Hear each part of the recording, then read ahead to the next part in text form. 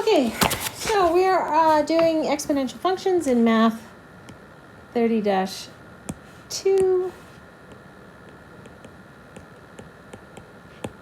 Okay. Topic 3, applications of exponential functions. We are on page 39 of your notes package. So we're going to take our exponential functions and we're going to do some problem solving. We're going to start by solving problems that involve growth and decay. So here, we're going to determine how long it takes for an investment to depreciate in value. The rate of depreciation of a new vehicle will vary depending on the make and model of the vehicle. New cars depreciate about 20% the moment they are driven off the lot. The accepted average car depreciation rate is roughly 15% per year after the first year. Now, please note, interest rates are usually expressed as a percent per annum. Okay. Jody bought a new car 1 year ago today, and today it is now worth $20,000. We're going to assume a constant rate of depreciation at 15% per annum. So it says calculate the percent that Jody's car will depreciate over the next year. Well, it's going to be 15% of $20,000. So we change our percent to a decimal, 0.15 times $20,000, and we get a value of 3,000. Whoosh, whoosh, whoosh. So that's how much it will depreciate over the next year. So it's worth 20,000 now. It says using the amount from question 1, calculate the value of Jody's car 1 year from today. So 20,000 minus the 3,000 that it depreciates, and it will be worth approximately $17,000. Okay. Explain how to calculate the value from question 2 using only one step. Well, we found 15% of $20,000, and then we subtracted. But if we take 100% and we minus 15%, we get 85%. So if we find 85% of $20,000, that's going to get us that depreciated value, because that'll be how much it's worth. So we change our 85% to decimal, 0.85, and we times $20,000. When we multiply those out, we get 17,000. Now, doesn't matter which way you get there, as long as you get there. So if you want to do 2 steps, you can do 2 steps. Now it says calculate the amount Jody's car will be worth 2 years from today. Well, we know how much it's worth 1 year from today. If it's depreciating at a rate of 15%, that means it's going to be another 85% of that total value, of that current value. So in 1 year from today, it's worth 17,000. So if we find 85% of 17,000, then we'll know its value in 2 years. And when we multiply that, we get 14,000. Oops, not 400, 450. I miswrote. Okay. So if you think about it, you have the value when it's bought. You have today, which is $20,000, right? We have 1 year, which is $17,000. And we have 2 years from today, which is 14,450. In each year, it's going down by 15% of the year before. Okay, so the 20,000 is actually less 15% of the original value. Then it says calculate the value 3 years from today. Well, we know how much it is 2 years from today. It's going to be 0.85 of that value, which will get us 12,282 and 50 cents. Okay, now how else can we find that? Well, we have 20,000 today, So we could also do 20,000 times 0.85 to the power of 3.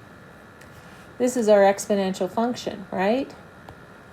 Where 20,000 is our A value, 0.85 is our B value. It's less than 1, so it's decreasing. When we multiply this through, we get 12,28250. So we can use that exponential equation to solve it. Determine an equation you can use to calculate the value of the car X years from today. So exactly this.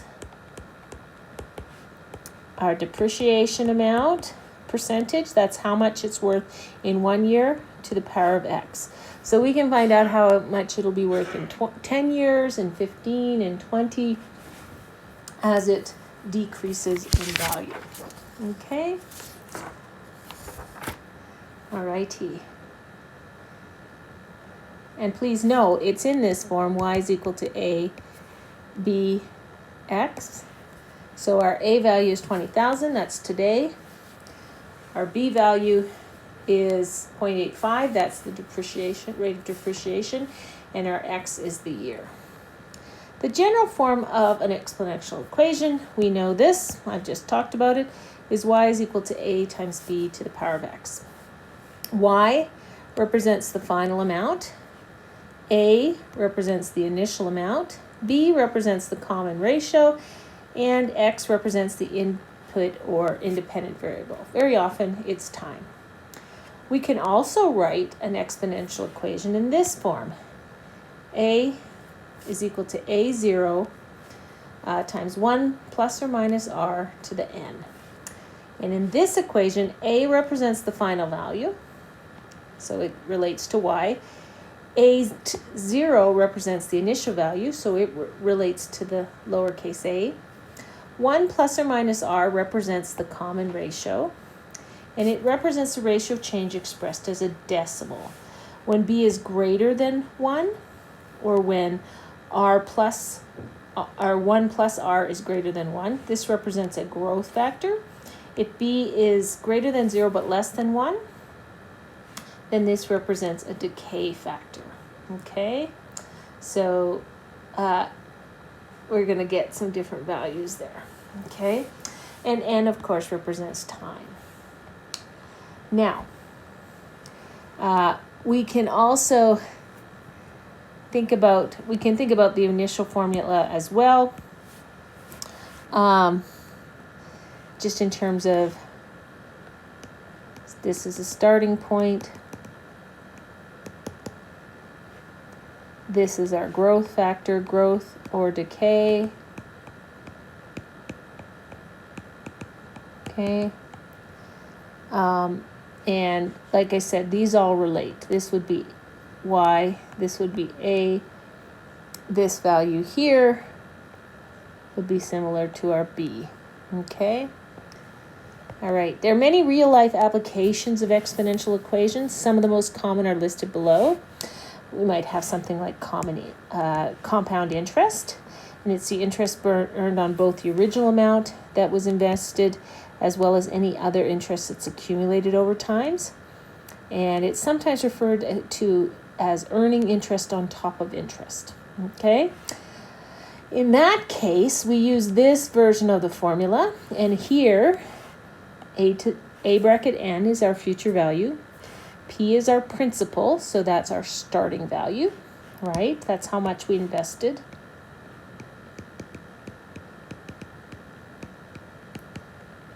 I is our interest rate per compounding period, and it's expressed as a decimal that is charged or earned during one compound period. And n is the number of compounding periods, the total time over which the interest is calculated and paid on an investment and loan. Different kinds of loans are going to have different rates of compounding periods. Some might be monthly, some might be yearly, some might be quarterly or biannually. So it's important to know what the compounding period is for interpreting. Okay? Some other kinds of applications. We might have the half-life exponential function, and it's used to calculate the exponential decay using the half-life, which is the amount of time it takes something to decrease to half the original amount. And this is our formula. You'll notice, because we're talking about half-life, that our b equals 1/2, right? Because that's how much it's decreasing. A to the t is our final amount. A is to the 0 is our initial amount. T is the time, and h is our half-life. Okay, so we can see here that our exponent looks a little different, right? So we have to take the total amount of time divided by the amount of time it takes to go to degrade half of the initial amount. Okay. We also might have a doubling period for exponential function. We use this when we're talking about bacterial growth. There are a lot of scientists right now in labs studying doubling periods, probably for COVID viruses and that sort of thing. So it's used to calculate exponential growth using a doubling period, which is the amount of time it takes something to double from its original amount. So we're using this formula right here. And because it's a doubling amount, b is equal to 2. And we see here, t is the time and d is the doubling period. So we're figuring out the amount of time it takes to double. Similar to the other ones, n is the initial or final amount, and o is the initial amount, t is our time, and d is our doubling period. Okay, so let's do some examples. The number of movie tickets that are sold in Edmonton on Friday night is increasing at a rate of 5% each week. So this is an old question because it's probably decreasing right now. So that means that if it's increasing at a rate of 5% each week, that means that whatever it is right now, it's adding 5%. That's showing an increase, right? 5% is expressed as 0.05. If we change it to a decimal. Remember, percent is always out of 100, so if you divide 5 by 100, you'll get 0.05. In week 0, 2,500 tickets were sold. So that is our initial amount, right? The number of tickets sold in t after t weeks can be represented by an exponential equation.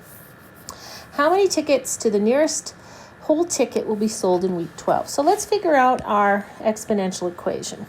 So if we think y is equal to a, b, x, our y is going to be our nt, our number of tickets, right? Our a is going to be 2,500 because that's the amount sold in week 0. Our b is the amount that it's increasing, 0.015 or 1.05, and t is the time in weeks. So we now have our formula. Now we're going to substitute in. So we want to find n of week 12, 2,500 times 1.05 to the power of 12. When we multiply that through, we get 4489.64 ... Well, you can't sell part of a ticket, so our answer would be 4489. You're saying, why can't you round that up, miss? Well, you can't sell part of a ticket, so you have, in this case, you don't round up. Okay? In how many weeks to the nearest 10th would Friday night ticket sales reach 5,000 tickets? So that means that our NT is equal to 5,000 tickets. Okay, so 5,000 is equal to 2,500 times 1.05 to the T. We can divide both sides by 2,500. Okay, so when we do that, we get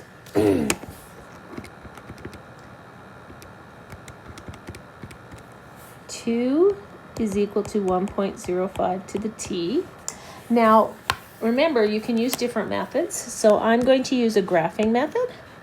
So we're going to graph right? y1 equals 2, y2 equals 1.05t, and then I'm going to look for the intersection.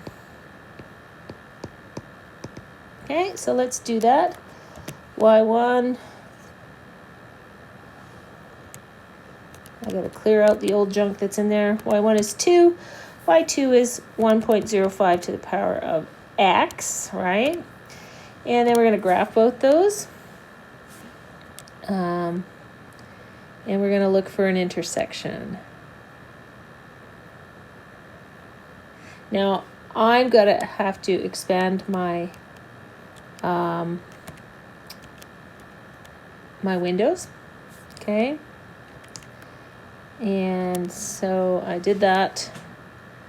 Y equals 2 is going in there, and then 1.05 to the t, and I have an intersection point.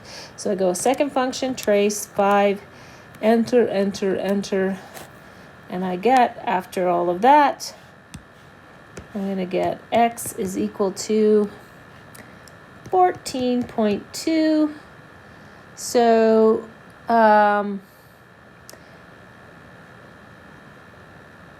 that would be it. Now you might say, well, it didn't quite make it there on the 14th week, so it's probably going to be on the 15th week. Okay, so however you want to do that. It says to the nearest 10th, so you can use the 14.2 because of the way the question is worded. Okay. If it had said week to the nearest whole week, you might say 15 because you have to actually get there. Okay. Example number 2, determining and solving an equation in context. So let's look at this one. When diving underwater, the light decreases by 10%. So that would be minus 10% or negative 0.10 for every meter that a diver dives. On a sunny day off the coast of Vancouver Island, a diving team recorded 100% visibility on the surface. Okay? So at the surface, we've got 100%, right? Write the exponential equation that represents a situation where VD is the visibility at any given depth, D in meters. So let's think about our basic equation. Okay, so we're looking for VD. Ooh, that sounds bad. A is 100 because it's 100% at the surface, right? And B is, it's going to be, thinking about our equation, it goes down 10%. So it's 1 minus 0.1, which is 0.9. So this will be our B value. So each meter we go down, we're at 90% basically. And D will be our distance, and that will be our equation. Okay, so we have to kind of figure this out. We can't put in a negative 0.1. We have to think about it in terms of how much it's going down. At what depth will visibility be half the visibility of the surface? Round to the nearest 10th. So we want to know half the visibility of the surface. If the surface is 100%, half of 100% is 50, is equal to 100 times 0.9 D. So let's solve a little. So we'll divide both sides by 100. I'll get 0.5 is equal to 0.9 D. And I'm going to use a graphing method because that's the easiest way to do it. Graphing. I'll make y1 equal to 0.5 and y2 to equal to 0.9 to the D. And then I'm going to solve for x. So 0.5, 0.9 to the x, and graphing.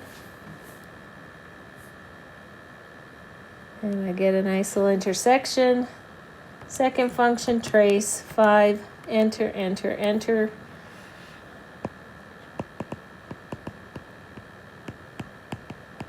Well, my calculator's syncing. And then I get, it's rounding to the nearest 10th. So I get 6.57, so that's 6.6. And this is in meters. Okay. Alrighty. Example 3, determining the value of an investment that is compounded annually. Olga invested $8,000 in an investment for 5 years, compounded annually at a rate of 7.25% per annum. Okay, so from that, B is equal to 1 plus 0.0725. Okay, because it's start at 1 and then you're increasing by that percentage, and we're just converting that percentage to decimal. Okay, so we have a lot of information here, 8,000, 5 years, and that's our rate. So we are going to figure out our the value of our investment at the end of the term, and we can verify using technology. So y is equal to ab to the x. So y is what we're looking for. Our a is 8,000.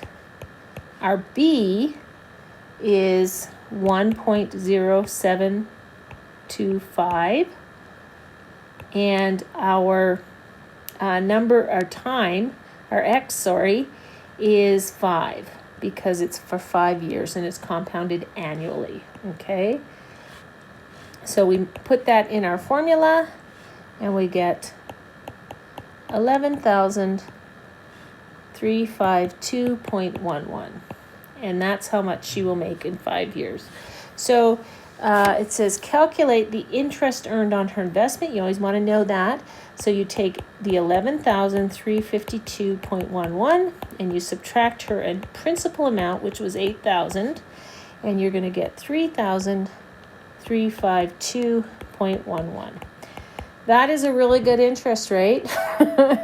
You'd be hard pressed to find that currently, but who knows? Things could change. So, important to note, this interest earned is the final closing balance, subtract the total amount invested initially. Okay, that is a really good investment. You almost doubled it in 5 years, pretty close. That's pretty good. Okay, I wish I had that interest rate right now. All right, let's do some more. Jared invests $5,000. The bond he chooses has an annual appreciation rate of 2.8% per annum, compounded annually. How long to the nearest tenth of the year will it take his investment to double in value? So let's think about our equation. So y is equal to abx. So y is equal to, a would be 5,000, that's our starting amount, times b would be, our rate for b would be 1.028, because that's adding 1 to that interest rate, right? And to the power of x, okay? We want to know how long it takes to double. Well, if it starts at 5,000, that means double 5,000 is 10,000, is equal to 5,000, 1.028, and we're looking for x. So let's divide both sides by 5,000, clean that up a bit. So 2 is equal to 1.28 to the x. I'm going to solve this graphically, right? Graphically, y equals 2, y1, equals 2, and y2 equals 1.028 to the x. Okay, so y equals 2 and 1.0, to the x, and we'll graph those two, let them graph. First one's always a straight line. I think I might have to change my windows. I think so. I'm going to move my window up to 30 because I think it's going to take longer than 20 years to find an intersection point. So let's find what it has. Second function, trace. Looking for an intersection, enter, enter, enter. X is equal to, and it's to the nearest tenth of a year. I get 25 5.1 years. Long time to double that investment. So you see 7.5% per annum versus 2.8% per annum is a big difference. That's why when you have a credit card, here's little Mrs. Finley's life lessons, and you have a 19% interest payment. That's a lot of interest. So you want to keep your balances low. So actually to get them to zero monthly so that you're not paying all that interest. Suppose the loan was compounded monthly. Determine how long it would take now for the investment to double. Use this equation. So what we've done here is this separates out, if it's compounded monthly, this separates out the interest per month. Okay? And now X is going to be, this is months, not years. Okay? So you have to take your 0.28 and divide it by 12.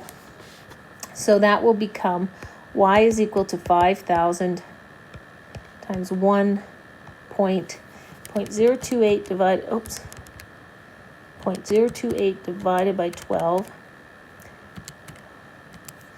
And you get 0.0023 repeating to the X, and keep that 3 repeating in there.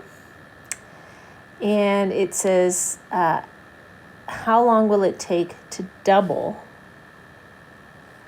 in value in months? So we're looking in months. So again, we're going to get 10,000 is equal to 5,000, 1.0023 repeating to the X. Divide both sides by 5,000. So 2 is equal to 1.0023 to the X. So Y1 equals 2. Y2 is equal to 1.0023 repeating to the X. Oops. What is that? It's a weird symbol. To the X. And you might actually want to enter it like this, so that you can get that repeating thing in the equation. So in the equation, you're going to go 1 plus 0.028 divided by 12, close bracket, all to the power of X. Now, it's going to be a lot of months. So I can tell already I'm going to have to increase my window. I'm going to actually make my X window 300. Because,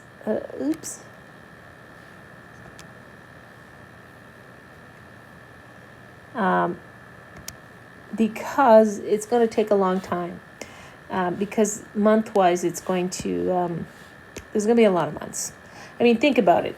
If originally it was 25 years, 25 times 12 is quite a few months, right? So by increasing to 300, I do have an intersection point. So second function, trace, 5 for intersection, enter, enter, enter.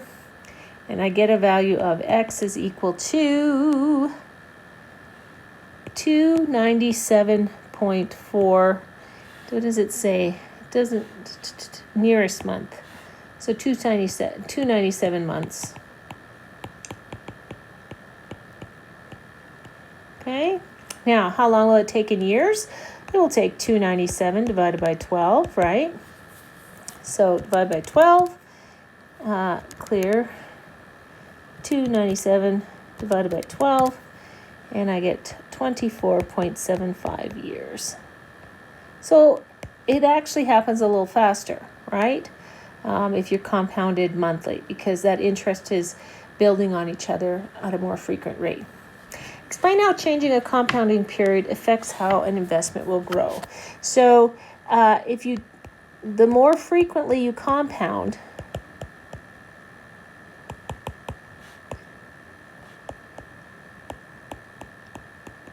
the faster the investment will grow. Because each period, even though it's a smaller interest rate, each period builds a little bit more to your base amount. The more frequently you're compounding, the faster that it will grow. Now, it may not seem like a lot, but hey, every little bit counts, right? Now, there's many different ways to compound. So some are annually, semi-annual, quarterly, monthly, weekly, daily. You can get a daily interest account, yeah. So looking at those sorts of things, so you're going to have a smaller amount per compounding period, but it should help your investments grow more often or more quickly. Okay, let's do another example. We're going to use a half-life to solve a contextual problem. When an animal dies, the amount of radioactive carbon-14, C14, in its bone decreases. Archaeologists use this fact to determine the age of a fossil based on the amount of C14 remaining. The half-life of C14 is 5,730 years. So if you've ever heard the term carbon dating, this is what they're talking about. Okay, so when we talk about how long the dinosaurs were around, they use carbon dating to kind of figure that out. Head smashed in buffalo jump in southwestern Alberta is recognized as the best example of a buffalo jump in North America. The oldest bones unearthed had 49.5% of the C14 left. Use this formula, y is equal to 0.5 t over 5730. So basically this is the decay formula, right? So this is the formula for decay.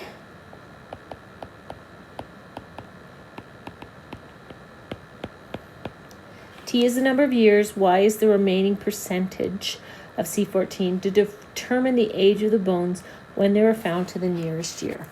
So we have y is equal to 100, 0.5 to the t over 5,3. Guess I should write the formula correctly. 5730.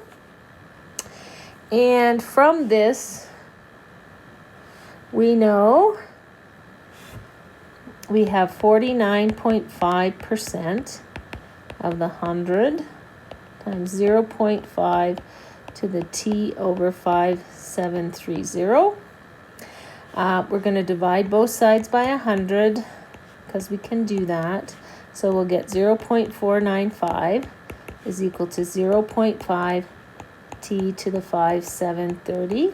Okay, we're going to now use technology, yay, and we're going to do this graphically. Okay, so y1 equals 0.495, y2 equals 0.5 to the exponent t over 5730. And we're going to use intersection to find our value. Okay, so let's put that in. And again, you may have to play with your windows. 0.495. And here we have 0.5 to the exponent in brackets x divided by 5730. And I'm going to change my windows because I'm pretty sure I'm going to need a really, really big. And I'd look at this. This is 5730, right? So I'm going to need a pretty big number. I'm actually going to put in 10,000 for my x value, just in case. And I'm going to graph with that.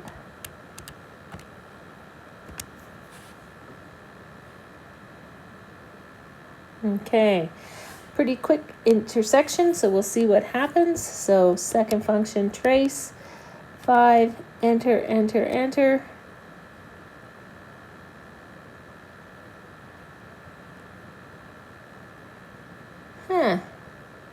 I'm checking my equations.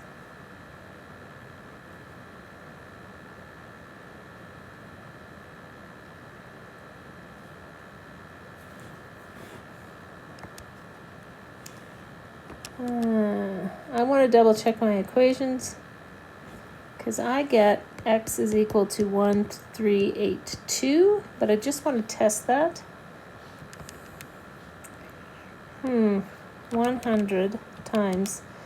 I always verify when you're not really sure. I thought it would be a bigger number than that, so let's see. 1382 divided by 5730. Yeah, that didn't work.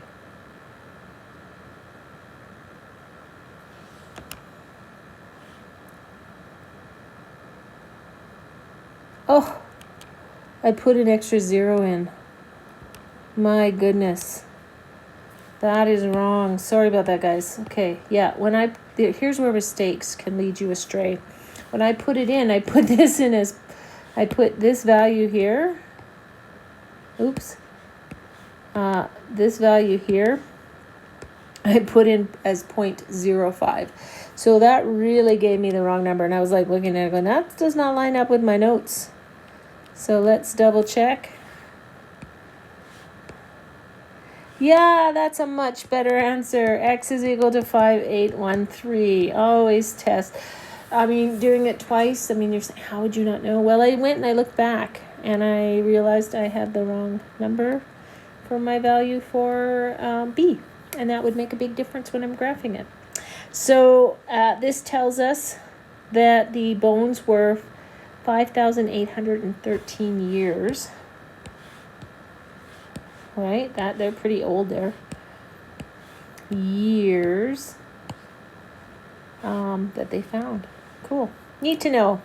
General form of an exponential equation is y is equal to a times b to the x. We use that a lot. You're probably getting very familiar with it. Y represents the final amount, a is the initial amount, b is the common ratio, and x is the input or independent variable, usually time. We can also put it in this form, and particularly when we're dealing with things like decay and growth, we want to express it as 1 plus or minus that R value. So if we're dealing with interest, it's usually 1 plus. If we're dealing with decay of any kind, it would be minus. Okay, so sorting that out in terms of how that ratio works. So depending on whether it's a growth factor or a decay factor is going to change that value for B. Okay, sometimes it's just a matter of thinking through it as well. A is the final value and A0 is the initial value, and N represents time. Okay, we are not done. There's a lot of need to know. Now there's many real life applications of exponential equations. Some of the most common are compound interest, half-life, and doubling time. And compound interest is the interest earned on both the original amount of money that was invested and any interest that is accumulated over time. Compound interest is different from simple interest. Simple interest just means there's a flat rate for the whole loan. Compound interest means that in those times of period, the interest is assessed on top of the interest. So if it's an investment, you can make more money with compound interest. If it's a loan, you can always also pay more money. So you have to think about that. When money earns or is charged interest, an exponential function can be used to model the situation. And we use this formula here. So A is the amount you're making. The future value, P is your principal. I is the interest rate per compounding. And N is the number of compounding periods. So all the definitions are kind of sorted out in this table. Interest rates are usually expressed per annum, so check the compounding period, and you might have to divide, if it's monthly, you might have to divide that interest rate by 12, okay? So really check your compounding periods for that. Interest earned, final closing balance minus the total amount invested. It's commonly referred to as profit. Interest paid, total amount paid minus the amount borrowed. The higher the number of compounding periods, the faster an investment will grow and the faster the interest will accumulate. Appreciation is an increase in the value over time, and depreciation is a decrease. So usually we talk about cars depreciating or certain capital investments depreciating over time. Okay, they lose value. Some things gain value over time. Antiques, comic books, items of those sorts. Gold jewelry might